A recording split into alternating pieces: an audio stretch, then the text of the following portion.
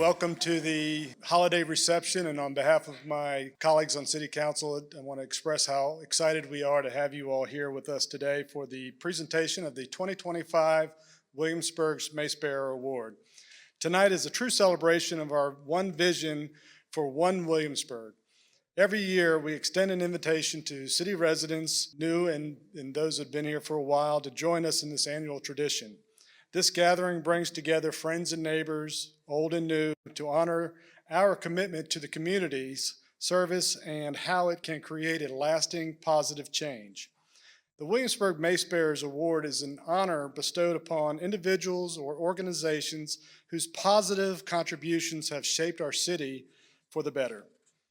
Our past two recipients of the award, Jim Joseph and Bobby Braxton, are certainly worthy examples. Sadly, we lost Jim this year, and Mr. Braxton couldn't join us tonight, but we know that they both share our pride as we welcome our new Mace Bearer. Williamsburg is certainly a city with a proud history and a distinct identity, and the Williamsburg Mace Bearers Award reflects that uniqueness. Our ceremonial mace dates back to the 18th century. It is not only a rare artifact, but a symbol of civic pride, and Williamsburg is one of only a few cities or towns that owns its colonial-era mace. Colonial Williamsburg has graciously preserved this piece of our heritage, and tonight the mace serves as a reminder of the significance of this occasion. I would like to now present the mace of the city of Williamsburg.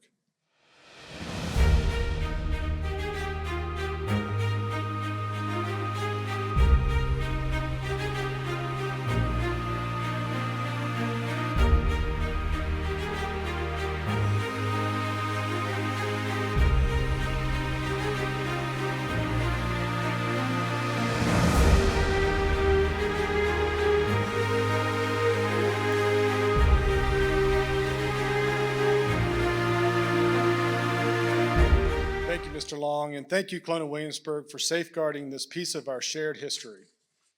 And now, it is my great pleasure to announce that the third recipient of the Williamsburg Mace Bearer Award is Jeanne Zeidler.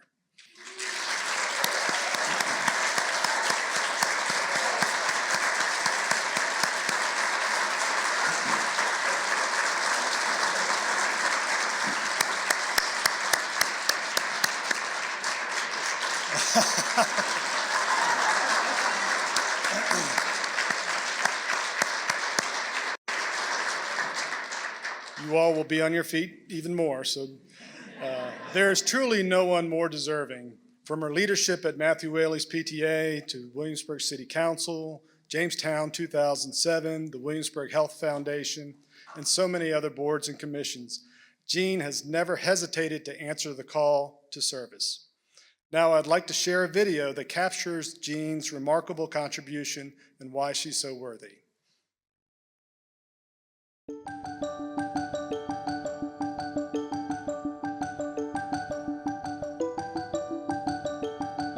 Service is maybe Jeanne's middle name. She has a gift and ability for bringing people together and making things happen. Jeanne truly sees value in the next generation. She's a consummate coalition builder. Everyone in the community has a great deal of respect for Jeanne. Jeanne constantly believed that Williamsburg was a place that could be better, that would be better, and that the people here deserved for it to be better, and she worked endlessly towards that goal.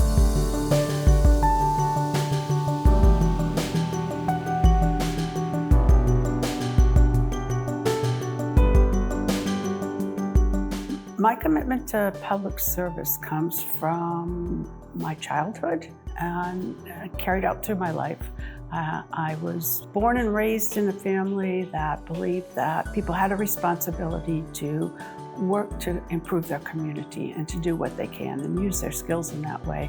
My father was mayor of Milwaukee, where I grew up. As a child, went to many public events with him, talked to people, listened to what they said. But my dad wasn't the only influence on my life. My mom was a very big influence too. She was a Girl Scout leader. She was in the League of Women Voters, in Church Women United. She was PTA president. The role model of somebody who went out into the community, increased her skills, and did what she could to make things better. Interestingly enough, in 1976, her father sought a nomination to be President of the United States of America. And he delivered his first inaugural speech in that campaign in Williamsburg. Who would have thought 22 years later that his daughter would be selected as the mayor of Williamsburg? My undergraduate degree is in American history, and I wanted to pursue a graduate degree, and where better would you study American history than right here in Williamsburg. I stayed here after William and Mary because I found it to be a wonderful place to live.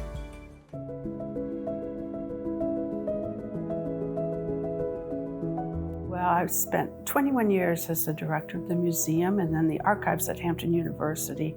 She took a very small museum that had a wealth of artifacts, African American and African artifacts, and she raised it to national prominence. It was a very fascinating, rewarding, and fulfilling job, and it put me in touch with many people and communities that otherwise I probably would not have known or known about. I think that we were just fortunate as citizens of Williamsburg to find this talent that Jeanne has. She's so well prepared.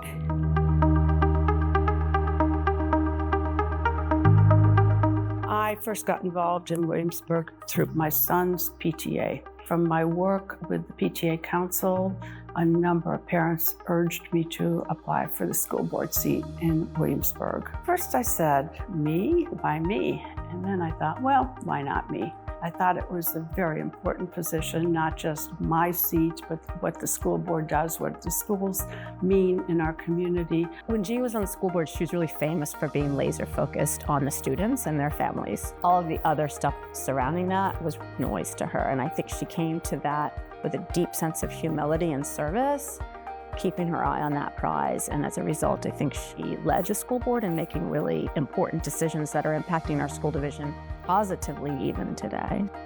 As I was serving there, it became very clear to me that there are larger issues which impact children that the community needs to be involved in. It has to do with whether they're getting proper nutrition, what's happening in the home, are they living in a safe and secure house. It seemed to me a logical transition then to move to run for city council and to deal with the broader issues facing our community which impact children also.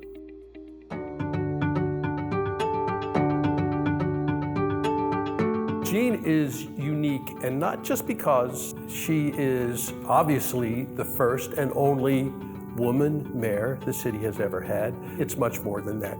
Jeanne is, I would say, right there with just a handful of top city leaders in the whole history of the city of Williamsburg for 300 plus years.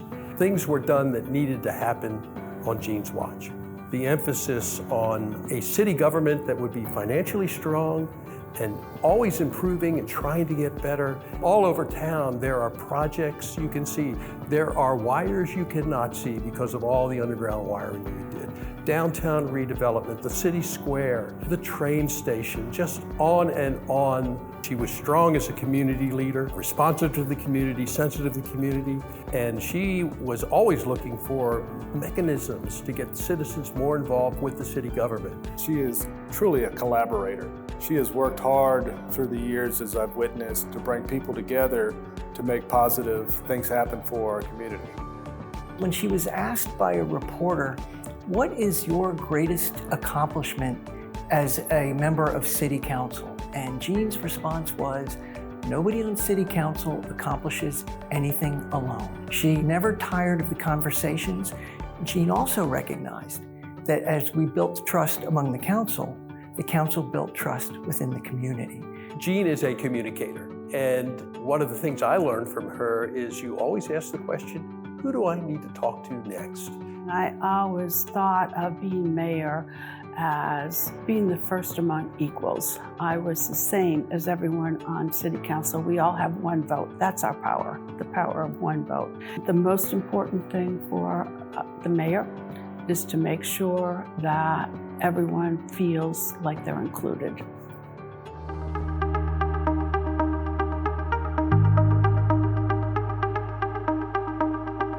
When she was the executive director for the our Jamestown 400th commemoration, the triangle worked together. She is masterful at bringing these different constituency groups together. When I was contacted by the Federal Commission about who I thought from our locality might be an extraordinary leader on the 400th anniversary of the founding of America, I didn't pause for one heartbeat. I said, I have just the lady for you. My first work in a commemoration was actually the bicentennial in '76 when I was the head of the Hampton Youth Commission. From that experience, I learned how important these commemorations can be in bringing a community together. The power of place, I think, is really true to really create things of lasting value for the community.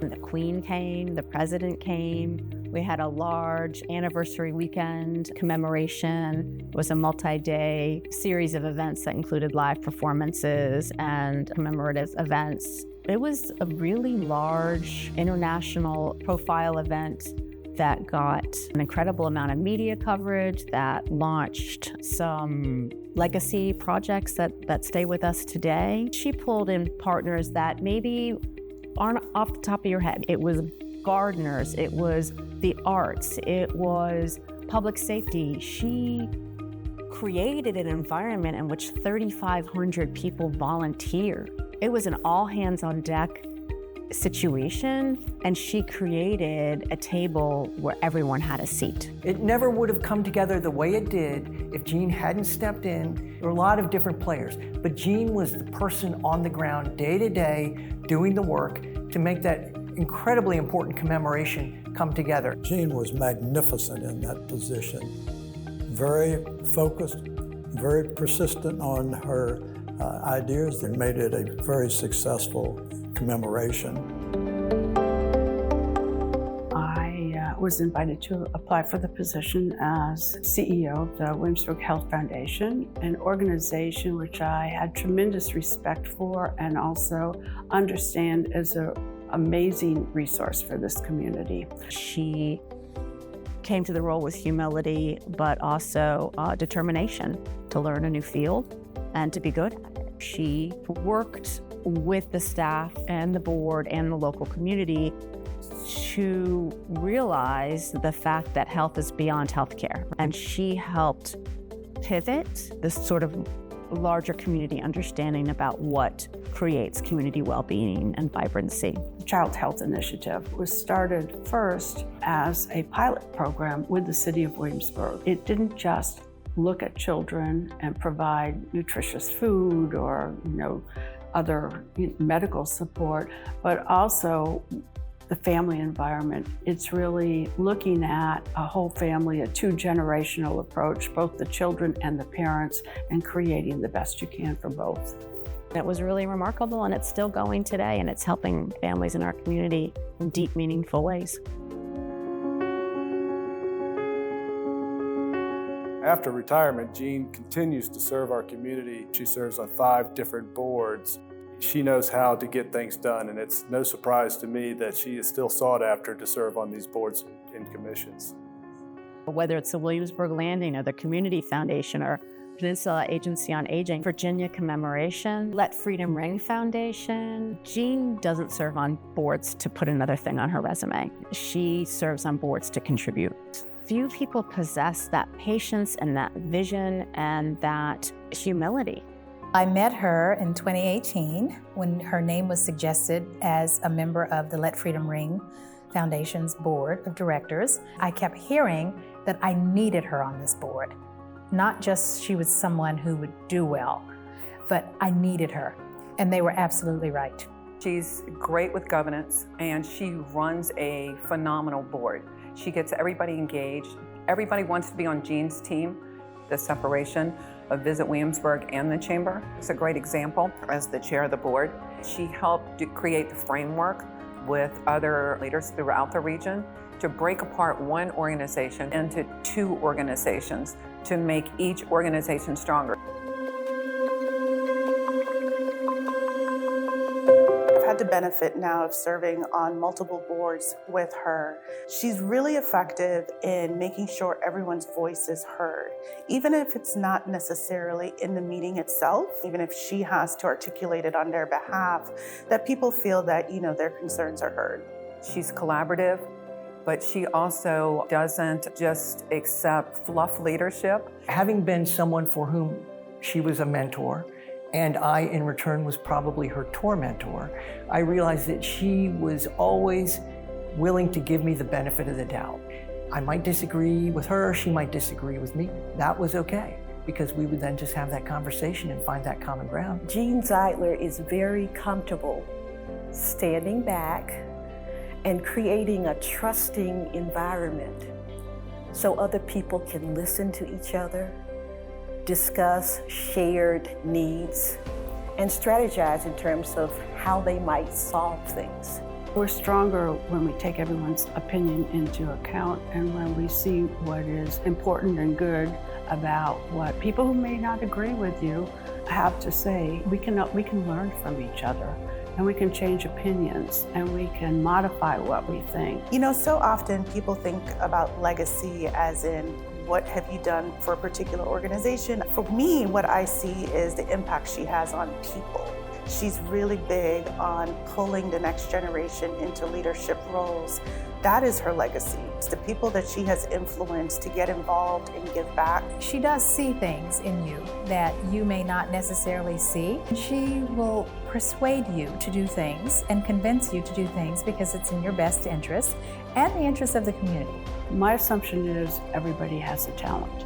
And so looking at a person as an individual and finding their talent, recognizing their talent, and then helping them to find the proper place where it can grow and they can use it. I think her commitment to the city goes beyond her being a mayor or a CEO of the Health Foundation. She's highly visible. You'll see her out walking Duke of Gloucester Street. And when she's walking, she's not just walking, she's stopping and talking to everybody. She's always looking for opportunities to engage people and raise them up.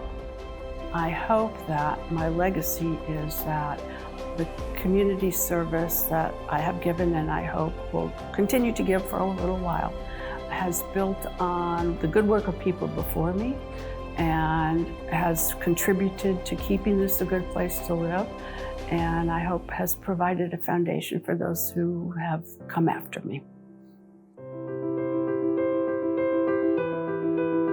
Several years ago, City Council wanted to recognize people that have made valuable contributions to the city, and so Council developed what we now call the Williamsburg Mace Bearers Award. When I think about Jeanne and her service to the community, she absolutely personifies who the Mace Bearer Award should be given to. She has left an indelible mark on our community in so many ways. Jeanne has always been the perfect person at the perfect time in the perfect role. Whether you think about her time at Hampton or her segue into City Council from the school board, or you think about her time leading the Jamestown commemoration or even the Health Foundation, each one of those particular roles needed someone like her in that position at that time. When you reflect back to 1699 when the capital came to Williamsburg, and you go through the series of mayors and other community leaders, Jeanne is going to always percolate to the top and be a conspicuous individual who made this community a better place than when she first found it. Williamsburg is such a special place. This is a community that is really engaged in service and encouraged to serve. I think that having an award which recognizes service is special in and of itself, but it's probably more special than other places here because it is Williamsburg and it's part of our DNA here. Thank you for teaching us as Williamsburg citizens that we are stronger together. We will be forever indebted to you for what you have done for the city of Williamsburg, for the residents of Williamsburg, and on behalf of all of us, we're ever so grateful. The 2025 Williamsburg Mace Bearer Award is being presented to Jeanne Zeidler. Congratulations to you, Jeanne. Congratulations, Jeanne. Congratulations, Jeanne. Congratulations, Jeanne. We're also proud of you.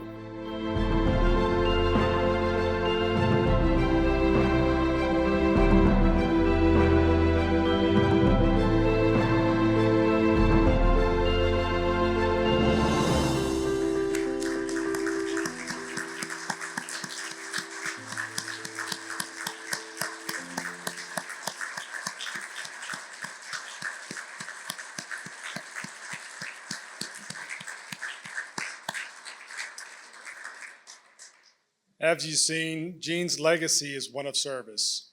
Service that takes many forms, from volunteering at schools, leading organizations, mentoring, being an inspiring colleague, and last but not least, serving as mayor. Jeanne, thank you for your unwavering dedication. We are grateful to have you and your family join us tonight. And so, Jeanne, if you would join me at the podium.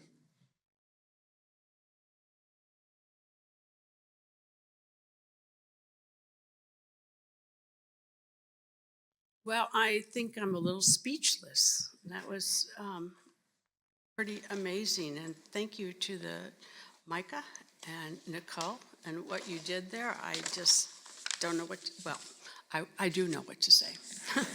Thank you. And thank you, Mayor Pons. Thank you for the kind words that you said. It's really an honor for me to accept this award from the City of Williamsburg. And so I want to thank you, and I want to thank the members of City Council for selecting me for this recognition.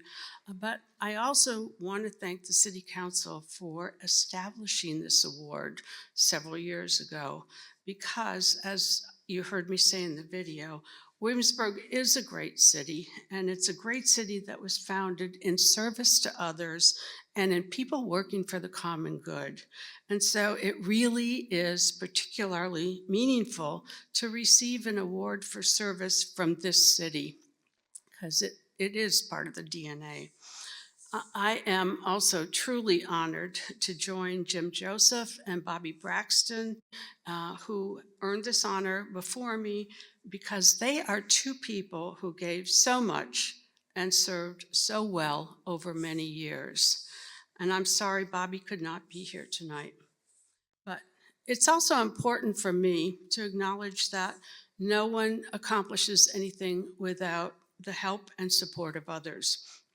So I want to thank the many people that I have served on boards, commissions, and worked with in local nonprofit organizations. Some are here tonight, but I have learned from each of them, from our agreements and our disagreements, from our successes and the not so successful things we tried, that our shared work is always better because of the collaboration. But in a larger sense, I want to say thank you to everyone who steps forward to serve, and those who engage in the issues, understand what's going on, and express their opinions. It's really important both to serve and to speak. And it's not always fun, it's not always easy, hard decisions have to be made, and not everyone will agree. My first experience with this was when I was appointed to the school board. A group of parents urged me to apply. And I, as I said there, I'm going, me? Why me? Well, why not me? But I was surprised, and I was very pleased when Mayor Tris McConnell called to tell me that I got the appointment. But the first call I got after the mayor was from the leader of the parents group. And she said, "Congratulations, Jeanne. Now you're the enemy." Now, I know that was partly a joke, but, you know. Finally, thanks to my family. My husband, Jim Golden, is supportive, encouraging, a source of great advice.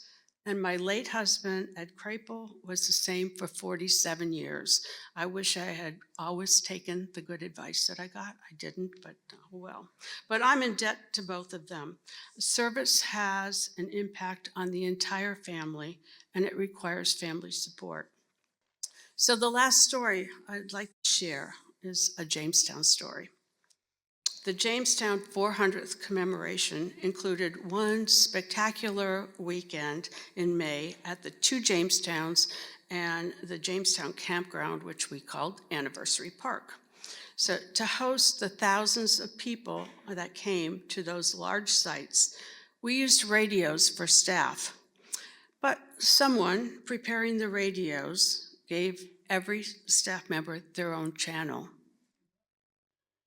We couldn't talk to each other. We did get it fixed, but the lesson is that We all need to do our best to get on the same channel so we can communicate with each other, that we listen as well as talk.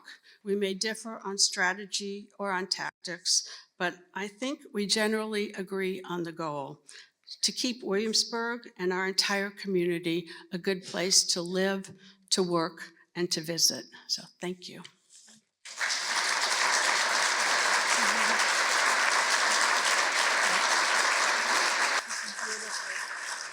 It's all yours.